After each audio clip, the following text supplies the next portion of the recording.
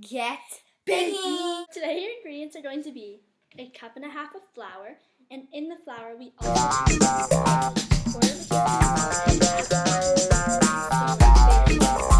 Not baking.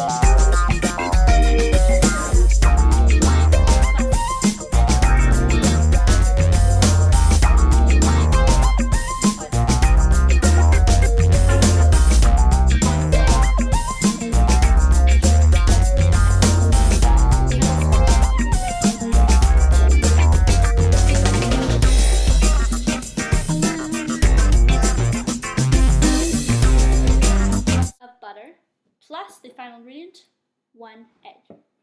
So now it is time to start mixing our ingredients. So we have to melt our butter first for 40 seconds. So we're going to put it in our metal bowl.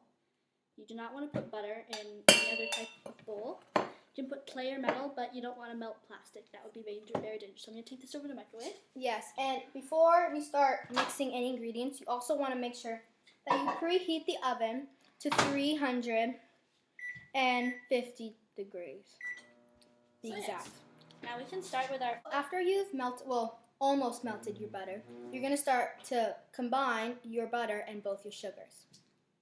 So we'll take our half a cup of white sugar, and then we'll take our maple syrup / regular sugar, or what you could do is a quarter cup of brown sugar. But unfortunately, we don't have any left for some unknown reason. So we're going to do, after we have creamed our butter and our sugars together in our bowl, in our stand mixer, we're going to crack our egg, our 1 egg.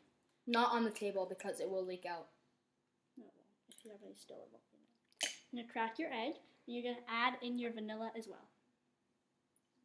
And then you're going to go mix that up for 10 to 15 seconds because you don't want them to be too stiff. So your next step is to add the flour, the baking soda, and the salt all into your mixture. So Lauren is going to add that. And then we're going to mix that up until it almost looks like a crumble. And then we'll show you adding the best part, the chocolate chips and the sprinkles. And make it into dough. So your next step is to add your chocolate chips in and your sprinkles. And then I'm going to try to use my muscles. Yeah. And you want to mix these by hand so the chocolate chips don't just turn into chocolate mush. We forgot to actually show you us doing this, but you're going to just, like a regular cookie, about a tablespoon's amount, and you're going to roll it, and you're going to put it on your cookie sheet and just give it a little press, and then you're going to bake for 9 to 11 minutes. Make sure to spray the pan with butter. Yes. Or you can just grease it with butter or whatever you usually grease your pans with. Or you could put down parchment paper over your cookie tray. So yeah, and after this we're going to do the taste test. So our cookies they're still really hot because we just took them out of the oven, and they're still really soft because you're supposed to leave them out for a few minutes just to get a more eatable by your hand texture. So we're going to be eating them with spoons, but assure that they are still cookies. Yes, and they're still good. And we will actually try. We're not going to videotape it, but we will try them once they are hardened. And they'll be very good, just the same taste. That is so good. Tastes really good with like moist. Soft. It tastes like almost like fudge because it's like really soft.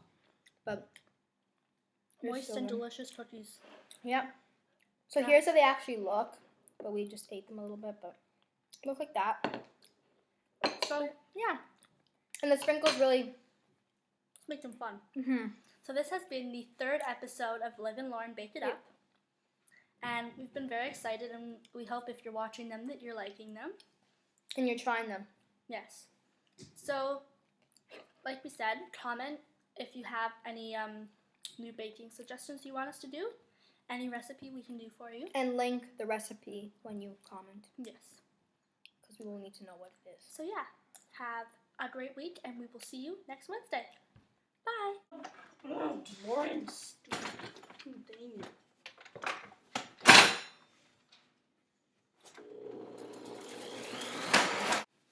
So today your ingredients are going to be